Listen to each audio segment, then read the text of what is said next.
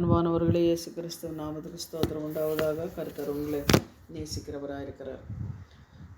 இந்த பூமியில் நம்ம ஒரு நம்பிக்கை வேணும், ஒரு சமாதானம் வேணும் அப்படின்னு சொன்னால் நம்ம என்ன செய்வோம்னா, கொஞ்ச நாள் பார்ப்போம். ஒரு மனுஷனே இருக்கிறாருன்னு வச்சுக்கோங்களேன். ஒரு மனுஷன் நம்பினேன்னா அப்படின்னு சொன்னால் அவர் கொஞ்ச நாள் பார்ப்போம். 1 வருஷம், 2 வருஷம், 3 வருஷம் இப்படியெல்லாம் பார்ப்போம். பார்த்துட்டு அவர் எப்படி இருக்கிறாரு, கரெக்டாக இருக்கிறாரா, ஏதாவது சொன்னால் செய்வாரா, ஏதாவது கேட்டால் கொடுப்பாரா அப்படின்னு சொல்லி ஒரு மனுஷனை நம்ம என்ன பண்ணுறோம், நம்புகிறோம் இல்லைங்களா, நம்புகிறோம். ஆனால் வசனம் சொல்லுது, மனுஷனை நம்புவதே பார்க்கலும் கர்த்தர் பேரை பெற்றதெல்லாம் இருப்பது நன்மைன்னு சொல்லுது. ஆனால் இது உலகத்தை நம்ம வாழும்போது மனுஷன் நம்புகிறோம். ஏன்னா நமக்கு வேணும், ஜனங்கள் வேணும் இல்லைங்களா. அதனால இயேசு கிறிஸ்து கூட இந்த உலகத்தில் வரும்போது 12 சீஷர்கள் அவரோட இருந்தார்கள். ஆனால் அவர் என்ன பண்ண நம்பி அவர் எங்கே போனாலும் அவரை கூட்டிகிட்டு போனாங்க. அதில் பாருங்கள், ஒரே ஒருத்தர் துரோகியாக இருந்தார். இன்னும் 11 பேர் அவருக்கு கொஞ்சம் உண்மையாக இருந்தார் அப்படின்னு சொல்லி நாம் பார்க்குறோம். ஆனால் நம்ம இந்த உலகத்தில் யாராவது நம்பினா தான் அவங்க எப்படி இருக்கிறாங்க அப்படி அவங்கள என்ன பண்ண நம்பும்போது கொஞ்ச நாள் நம்ம என்ன பண்ணுவோம், நம்பும்போது அவங்களுக்கு தெரிஞ்சிடும் நமக்கு அவங்க கேரக்டர் எப்படி, அவர் எப்படி இருக்கிறாங்க அப்படின்னு சொல்லி. இப்போ நம்ம வீட்டில் யாராவது இருந்தால் கூட நம்ம ஒரு பிள்ளைங்களானாலும் சரி, இல்லை புருஷனாலும் சரி, அவங்க எப்படி இருக்காங்க, வணக்கத்தில் கூட கணக்கு சொல்கிறதுல எப்படி இருப்பாங்க, இல்லை அவங்க ஏதாவது பொய் சொல்லுவாங்களா, இல்லை திருடுவாங்களா அப்படின்னு சொல்லி நம்மளுக்கு தெரியும். சரி, நம்ம வீட்டில் யாராவது வேலை செய்கிறதுக்கு வந்தால் கூட அவங்களுக்கு கூட நம்ம என்ன பண்ணுவோம், அவங்க எப்படி இருப்பாங்க, திருடுவாங்களா, இல்லை ஏதாவது பொய் சொல்லுவாங்களா அப்படின்னு சொல்லி நம்மளுக்கு கொஞ்ச நாள் அவங்கள பார்த்தா, அவங்க கேரக்டர் பார்த்தா தெரியும். ஆனால் ஒவ்வொருத்தர் திருடுறவங்களும் இருக்கிறாங்க, ஒவ்வொருத்தர் தேவனுக்கு உண்மையாக பயந்து இருக்கிறவங்களும் கூட கொஞ்சம் இருக்கிறாங்க. ஆனால் அப்படி இருக்கும்போது அவங்கள நம்ம நம்புவோம். அவங்க என்ன கேட்டாலும் நம்ம என்ன பண்ணுவோம், நம்மளால் முடிஞ்ச உதவி நம்ம செய்வோம்.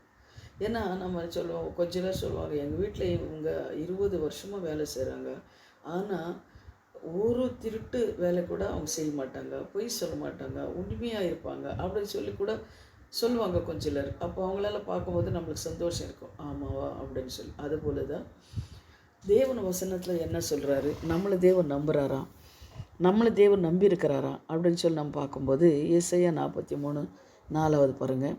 நீ என் பார்வைக்கு அருமையானபடியினால் கனம் பெற்றாய், நானும் உன்னையை சிநேகித்தேன், அதனாலே உனக்கு பதிலாக மனுஷனையும் உன் ஜீவனுக்கு ஈடாக ஜனங்களையும் கொடுப்பேன். பாருங்க, நீ என் பார்வைக்கு அருமையானபடியால் கனம் பெற்றாய்.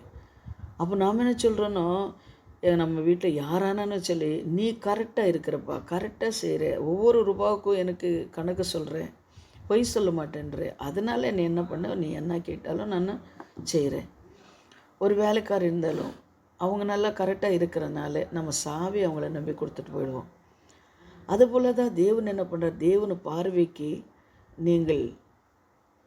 நீங்கள் நல்லவர்களாக இருந்தாலும், நான் நல்லவராக இருந்தாலும், நான் நல்லவளாக இருந்தாலும், நம்மளை கனப்படுத்துகிற ஒருத்தர் தான், நம்ம ஸ்நேகிக்கிற ஒருத்தர் தான். அவர் நம்ம ஸ்நேகிக்கும் போது அவர் நம்மளை ஸ்நேகிக்கிறார்.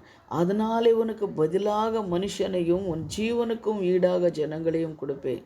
அதே 5வது வருஷம் பாருங்கள், பயப்படாதே, நான் உன்னோடனே இருக்கின்றேன், நான் உன்னை சந்ததியை கிழக்கிலிருந்தும் வரப்பண்ணி உன்னை மேற்கிலும் இருந்து கூட்டி சேர்ப்பேன்னு சொல்கிறாரு.